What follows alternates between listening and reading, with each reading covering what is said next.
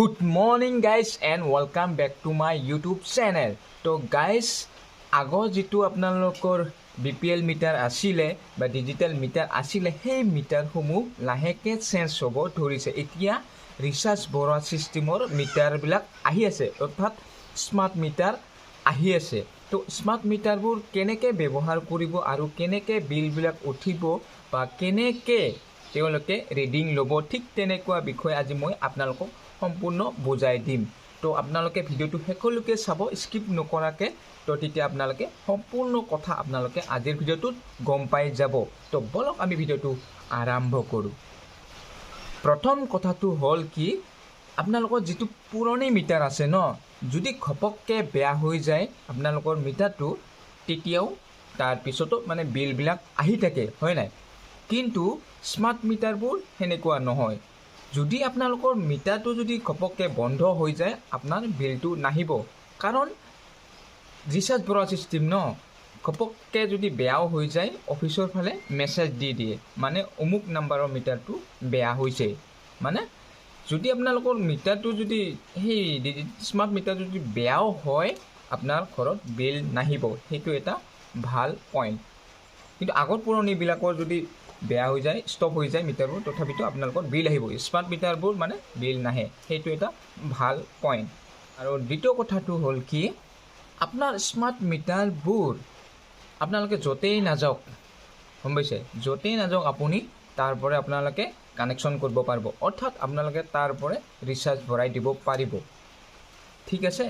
তৃতীয় কথাটো হ'ল আপোনালোকৰ যিটো আপোনাৰ স্মাৰ্ট মিটাৰবোৰ যেতিয়া আপোনালোকৰ ঘৰত ফিটিং কৰিব আহিব, কোনো চাৰ্জ দিব নালাগে, ঠিক আছে। আপোনালোকে টকা দিব নালাগে, ঠিক আছে। তেওঁলোকে ফিটিং কৰিব আৰু তেওঁলোকে কানেকশ্যনবোৰ দিব, ধুনীয়াকৈ গুচি যাব, কিন্তু আপোনালোকে কোনো চাৰ্জ দিব নালাগে, এইটো এটা প্লাছ পইণ্ট।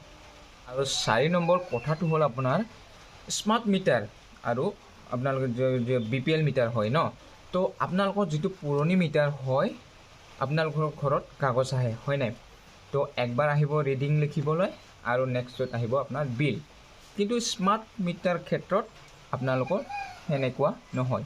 স্মাৰ্ট মিটাৰত আপোনালোকৰ সঠিক বিল আহিব আৰু কোনো APDCLৰ পৰা আপোনালোকৰ কোনো কাগজেই নাহিব, ঠিক আছে। আপোনালোকে ৰিচাৰ্জ ভৰাব বা যিখিনি আপোনালোকে ভৰাইছে সেইখিনি কাট খাই যাব আপোনালোকৰ বেংকৰ একাউণ্টৰ পৰা, ঠিক আছে। আপোনালোকৰ ঘৰত কোনো APDCL অফিচৰ ফালৰ পৰা আপোনালোকৰ ঘৰত কাগজ নাহিব, ঠিক আছে। আৰু 5 নম্বৰ কথাটো হ'ল প্ৰতিদিনে ব্যৱহাৰ হোৱা বিদ্যুতৰ বিল আপোনালোকে কেনেকৈ চাব। তো গাইজ আপোনালোকৰ এটা এপছ থাকিব, সেই এপছৰ জৰিয়তে আপোনালোকে প্ৰতিদিনে ব্যৱহাৰ হোৱা বিদ্যুতৰ বিল আপোনালোকে মোবাইলতে চাই থাকিব পাৰিব। আনলিমিটেড ভৰাব পাৰে আপোনালোকে যদি ভৰাব খোজে, আপোনালোকৰ ব্যৱহাৰৰ কথা।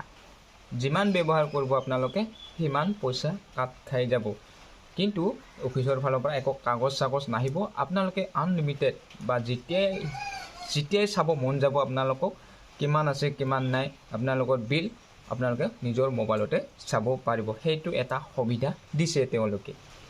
গাইজ লাষ্টত মই এটাই কথা ক'ব খুজিছোঁ যে কিছুমান মানুহৰ যে বেছিকৈ বিল আহে, হয় নাই? তো এইবিলাক ক্ষেত্ৰত কিছুমান কানেকশ্যনবিলাক বেলেগ ধৰণৰকৈ ল'ব পাৰে, ঠিক তেনেকুৱা অমুক তমুক ডাইৰেক্ট ল'ব পাৰে, ঠিক তেনেকুৱা হেৰিত মানে বিলবিলাক কম আহে।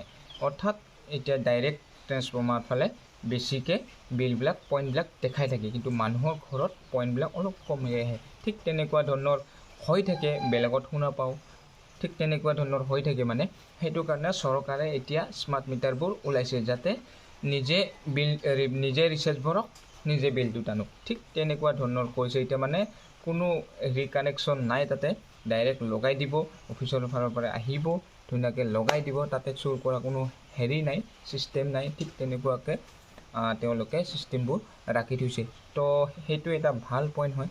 তো গাইজ আজি যদি ভিডিঅ'টো চাই ভাল পাইছে তেনেহ'লে লাইক এটা দিবলৈ নাপাহৰিব, লগতে চেনেলটো ছাবস্ক্ৰাইব কৰি দিব। তো গাইজ আজিলৈ এৰিছোঁ, বাই বাই।